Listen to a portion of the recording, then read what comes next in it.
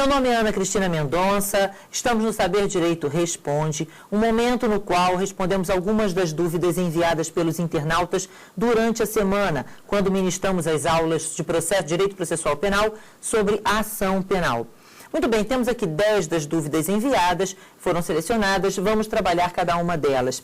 Nosso primeiro e-mail foi enviado pela Valéria Soares, de Guarapari, no Espírito Santo, e a Valéria pergunta o seguinte: professora Ana, se o direito de punir pertence ao Estado, conforme a senhora disse em aula, por que a lei define determinados crimes como de ação penal privada, entregando à vítima o direito de queixa? Nestes casos, o direito de punir é dado à vítima? E a resposta, Valéria, não. Na verdade, veja só, o direito de punir pertence sempre ao Estado. O Estado, na verdade, em razão do streptus fori, aquela preocupação da publicidade do processo vir a prejudicar a vítima mais do que o crime efetivamente se tornou inconveniente, é passado para a vítima apenas o direito de ação. Então, vamos tentar repetir, Valéria. Veja só, a situação é a seguinte. Vamos dar um exemplo fático para que você entenda muito bem. O crime mais tradicional de ação penal privada sempre foi o estupro. No entanto, o estupro hoje não é mais de ação penal privada. Estupro hoje é um crime de ação penal pública condicionada à representação. Mas por que ele hoje é de ação penal pública condicionada e antes era de ação penal privada? Bom, a motivação é a mesma. Vejam, estupro é um crime grave, com certeza, e o Estado não quer abrir mão do direito de punir de jeito nenhum e não faz isso em nenhum crime.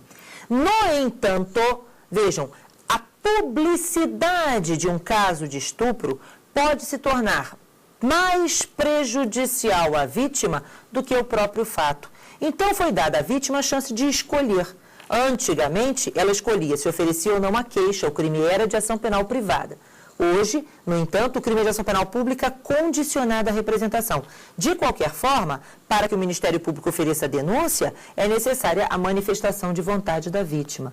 A diferença é que antes não havia privacidade do processo, o processo era público. Hoje nós sabemos que ele corre em segredo de justiça. Então, foi possível transformar de ação penal privada para ação penal pública, mas desde que garantido o segredo de justiça para exatamente tutelar esta privacidade e intimidade do ofendido. Então, veja só, quando o Estado cria um crime de ação penal privada, a pretensão punitiva, o direito de punir, continua sendo estatal. O que foi entregue à vítima foi apenas a legitimidade para o exercício do direito de ação. A vítima oferece a queixa, ela é a titular do direito de agir, mas não do direito de punir. Ok? Vamos passar para a próxima. Agora o Ricardo Martins, de Fortaleza, Ceará. O Ricardo mandou a seguinte pergunta: professora, é possível ao ofendido subsidiária quando o Ministério Público pede o arquivamento do inquérito policial? Veja só, Ricardo, quando você pega um livro mais antigo, você até pode encarar isso. Alguns autores entendiam que se o Ministério Público não oferecesse denúncia, a queixa subsidiária poderia ser oferecida. Mas, Ricardo, preste atenção, essa posição já não se usa há muitos anos. Esse livro a que eu estou me referindo é de 1940, entendeu? Então, veja só, hoje é pacificado. Quando o Ministério do arquivamento, ele não ficou inerte. Somente a inércia faz surgir para o ofendido a legitimidade para a queixa subsidiária. Então, quando o MP pede o arquivamento, não é possível ação penal privada subsidiária da pública, ok? Muito bem, vamos para a nossa última pergunta deste bloco. Na ação penal pública, é uma pergunta do Caio dos Santos Brito, de Taguatinga, Distrito Federal. Na ação penal pública, o Ministério Público é regido pela obrigatoriedade. Como explicar, então, o pedido de arquivamento do inquérito policial pelo Ministério Público? Veja só, Caio, o Ministério Público nunca esteve obrigado a oferecer denúncia. Seria completamente temerário, abusivo, absurdo que o Ministério Público tivesse a obrigação de oferecer a denúncia contra alguém contra quem não há indícios de autoria, por exemplo. O Ministério Público, na verdade, está obrigado a formar a opinio delicti, analisando se as condições da ação estão presentes ou não. Se as condições da ação estiverem presentes, agora sim ele tem que oferecer a denúncia. Então, a obrigatoriedade não significa o dever de denunciar, e sim o dever de formar a opinião delicti, verificando se as condições da ação estão presentes ou não. Se presentes, denuncia. Entendido? Então, Caio, essa pergunta é uma pergunta bastante simples, muitas pessoas fazem esta pergunta, e essa é exatamente a diferença do que seria a obrigatoriedade. A lei, quando escreve no artigo 24, nas infrações de ação penal pública, a denúncia será oferecida pelo Ministério Público, não está indicando que ele vai oferecer denúncia a qualquer preço, a qualquer custo. Ficou claro? Muito bem. Então, veja só, estas são as nossas 4 perguntas deste nosso bloco e estamos nós aqui no Saber Direito Responde. Convido vocês a participar do nosso próximo bloco em que continuaremos a solucionar algumas das dúvidas dos internautas. Sou Ana Cristina Mendonça, professora de Direito Processual Penal, advogada. Estamos dando continuidade ao Saber Direito Responde. Vejam, agora nós temos uma pergunta da Josiane Pires Cardoso, de Lins, São Paulo. Vejam, a Josiane diz: professora, em sua aula, a senhora mencionou sobre a representação da vítima e a requisição do ministro da Justiça. Disse que são condições específicas de procedibilidade. Havendo representação ou requisição, o Ministério Público não teria que oferecer denúncia, ou seja, ela não deveria impor ao Ministério Público o oferecimento da denúncia. A requisição, principalmente, não tem força obrigatória sobre o MP. Então, veja só, esta pergunta, Josiane, vejam, foi trabalhada por nós na nossa 5ª aula. Veja só, é uma pergunta bastante interessante, porque o Ministério Público, realmente, ele é um órgão que tem independência funcional. A Constituição de 88 lhe garante, no artigo 127, esta independência funcional. Ele não estaria vinculado jamais por um posicionamento do Poder Executivo. Vejam, não interessa se é a representação do ofendido ou se é a requisição do ministro da Justiça. Quem vai analisar se as condições da ação estão ou não estão presentes é o Ministério Público, é o promotor de justiça, é o procurador da República, que vão formar a opinião delicti oferecendo a denúncia. A única vinculação que o membro do Ministério Público possui em relação ao oferecimento da denúncia está direcionada à análise das condições da ação. Presente, denuncia; ausentes, pede arquivamento ou continua a investigar. A requisição tem realmente o nome de requisição. E em regra, veja só, em regra, requerimento é pedido, vem de baixo. Representação é manifestação de vontade quando parte da vítima. Manifestação de opinião quando parte da autoridade policial, do delegado de polícia. O delegado está representando significa o delegado está opinando. E requisição vem de cima, é ordem. E, em geral, é isso.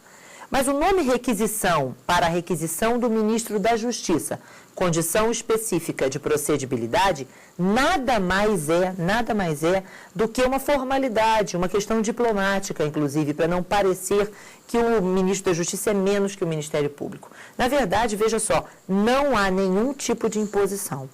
Então, veja, apresentada a requisição do ministro da Justiça na injúria contra o presidente da República, apresentada a representação do ofendido em qualquer crime de ação penal pública condicionada, vejam, o Ministério Público vai verificar se existe interesse de agir, se existe legitimidade de parte, se existe possibilidade jurídica do pedido, se está presente a justa causa, e aí então oferece a denúncia, ok? Se presentes todos os requisitos, na verdade, todas as condições para o regular exercício do direito de ação.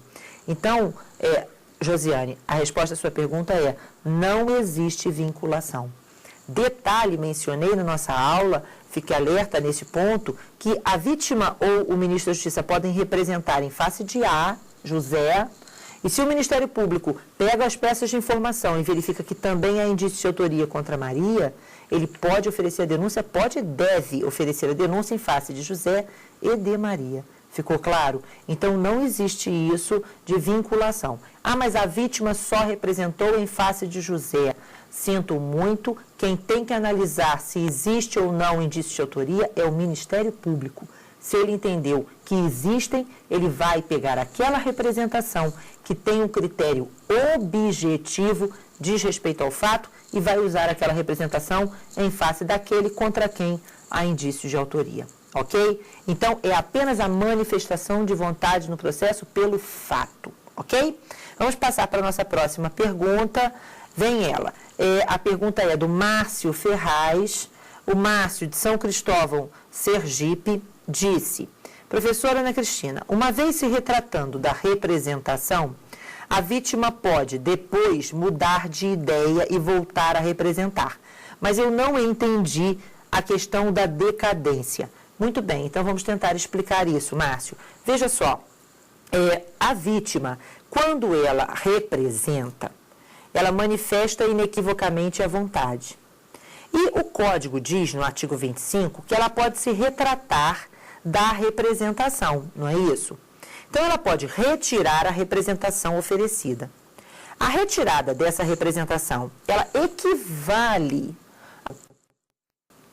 à renúncia ao direito de representação. Equivale. Ela não é, mas ela equivale. E aí, vejam, a renúncia ao direito de representação, ela não extingue a punibilidade. Não em regra, extingue na hipótese da Lei 9.099, para as infrações de menor potencial ofensivo, mas em regra não, ok? No momento em que ela não extingue a punibilidade, vejam, ainda não extinta a punibilidade, a vítima está para prazo decadencial de 6 meses, previsto no artigo 38. Nos crimes de ação penal pública condicionada, a extinção da punibilidade se dá em razão da decadência, que é a inércia da vítima por mais de 6 meses, certo? Fluidos que fluem da data em que ela soube quem era o autor do fato. Então, veja, se ela representou e depois foi lá e se retratou da representação, ela pode de novo mudar de ideia, ir lá e voltar a representar, desde que faça isso dentro destes 6 meses, ok? Muito bem, próxima pergunta, Arthur do Livramento, de Imperatriz, Maranhão. Diz Arthur, no que consiste a indivisibilidade da ação penal privada e da ação penal pública? Porque a maioria dos autores fala que a ação penal pública é indivisível. Muito bem, veja só, na ação penal pública não existe um dispositivo expresso na lei a respeito do princípio da indivisibilidade. Por um motivo simples, o Ministério Público, nós sabemos, tem que analisar se existe prova da infração, indício de autoria e as demais condições da ação. Se estiverem presentes prova da infração, indício de autoria contra 50 pessoas, ele vai ter que oferecer a denúncia contra 50 pessoas. Por um motivo simples, ele é regido pelo princípio da obrigatoriedade. Alguns autores sustentam que a obrigatoriedade teria como consequência a indivisibilidade, posição com a qual eu concordo, inclusive.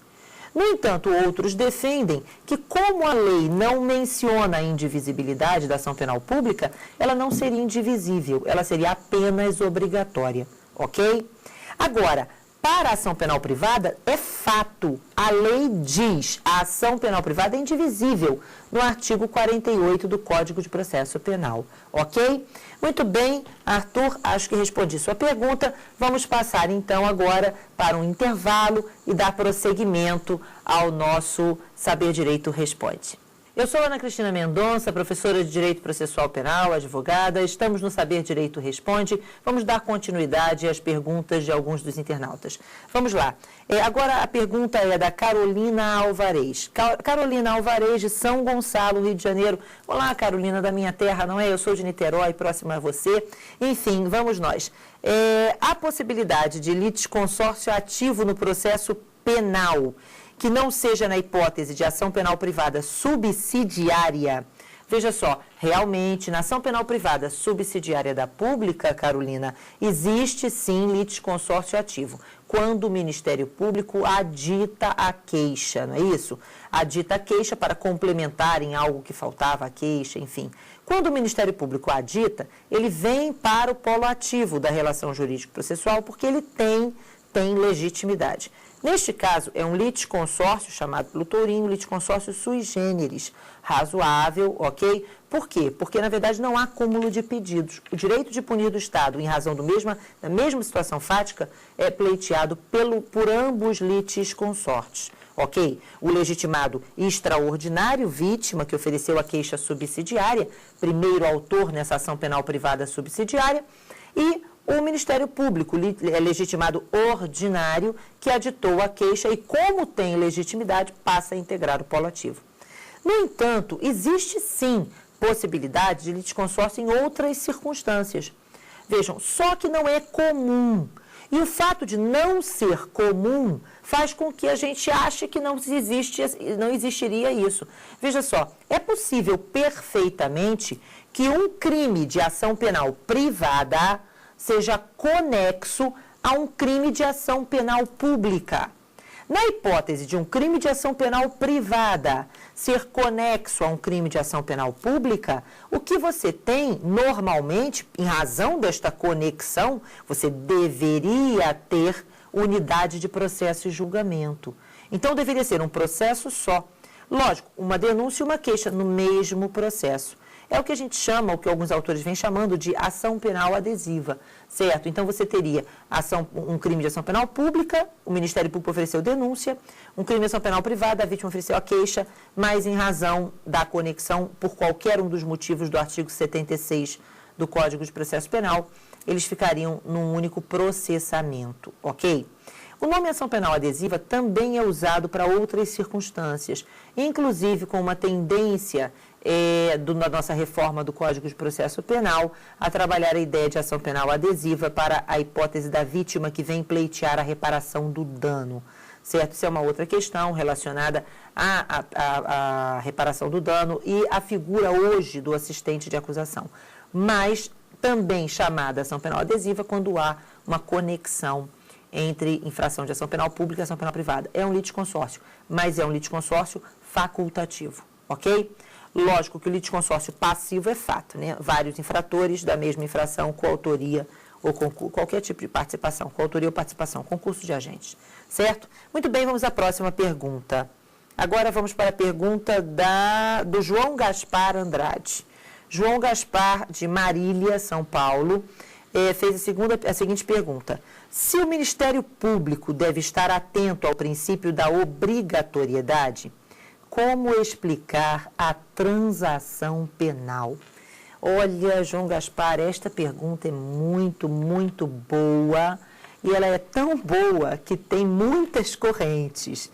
Veja só, o posicionamento é o seguinte, vamos imaginar que o princípio da obrigatoriedade seja um vetor. Ele é um vetor. Ele é um vetor que nos impulsiona para o oferecimento da denúncia se as condições estiverem presentes. Então, vejam, normalmente, obrigatoriedade significa, presentes as condições da ação, o Ministério Público deve oferecer denúncia. O grande problema é que quando surgiu a Lei 9.099 de 95, o Ministério Público, ainda que presentes as condições da ação, porque o artigo 76 da Lei 9.099, ele dispõe que, não sendo caso de arquivamento, então eu estou partindo da premissa de que o já formou a opinião e viu que as condições estão presentes, porque, não sendo caso de arquivamento, o Ministério Público poderá oferecer proposta de aplicação de pena não privativa de liberdade, não é isso? Então, veja só, realmente, na análise da transação penal, este vetor da obrigatoriedade deixa de apontar para a denúncia e passa a também tornar possível a transação penal. Então, aquela seta inicial, veja, obrigatoriedade, presença das condições da ação, denúncia, passa a ter dois focos de direcionamento. Presença das condições da ação penal, ou denúncia ou transação. Dependendo de se o indivíduo preenche ou não os requisitos para receber aquele benefício, ok? E aí, veja só, se ele preenche os requisitos objetivos, que nunca foi processado por nenhum outro crime, ok, doloso e não recebeu outra transação nos últimos 5 anos, eu tenho ainda que analisar os requisitos subjetivos, a personalidade do agente, a conduta do agente são compatíveis com o benefício? Se ele preencher todos os requisitos, o Ministério Público oferece a transação. Se não preencher, oferece a denúncia. Então, a posição majoritária é de que a proposta de transação penal é uma mitigação do princípio da obrigatoriedade ou discricionariedade do Ministério Público. Mas esta é a posição majoritária. Existem várias outras, ok? Muito bem. Próxima. Professora Rodrigo Campos, de Cuiabá, Mato Grosso. Professora, com o novo Código Civil, o artigo 34 do Código de Processo Penal passa a alcançar os casos em que a vítima tem entre 16 e 18 anos. Olha só, Rodrigo de Cuiabá, Mato Grosso. Olha só, Rodrigo, a situação aqui é bastante complicada. Vejam, quando surgiu o novo Código Civil, realmente, o artigo 34 do Código de Processo Penal perdeu completamente o sentido da sua existência. Repare, ele não foi revogado, mas ele tecnicamente é derrogado pelo direito civil, pela nova ordem constitucional civil. Então, veja só, o que a gente tem... Nova ordem constitucional civil, não, nova ordem civil. Então, veja só, o que a gente tem aqui, Rodrigo, é o seguinte, o artigo 34, ele dizia, para aqueles que estão nos assistindo, ele diz, quando a vítima possuir entre 18 e 21 anos, o direito de queixa poderá ser exercido pela própria vítima ou por seu representante legal. Era uma forma de tutelar a incapacidade relativa da vítima. Porque nós sabemos que até 2002, até a nova vigência do Código Civil, a vítima com 18 anos era relativamente incapaz. Hoje aquilo não se aplica. No entanto, o fato da relatividade da capacidade acontecer antes dos 18 não altera nada no processo penal. Durante as aulas eu disse, presta atenção, direito de queixa só com 18 anos, ok, pessoal? 18 anos. Então, a vítima não pode lançar mão e exercer o direito de queixa antes dos 18, nem ser emancipada, ok? Muito bem, estamos aqui. Este foi o final do nosso ciclo de aulas. Nós demos 5 aulas sobre ação penal, certo? Gostei muito de acompanhar vocês nessa jornada. Espero que tenham gostado. Saber direito é sempre uma referência, não é isso? Saber direito responde, saber direito debate, saber direito aula. Muito bem, muito obrigada. Bons estudos.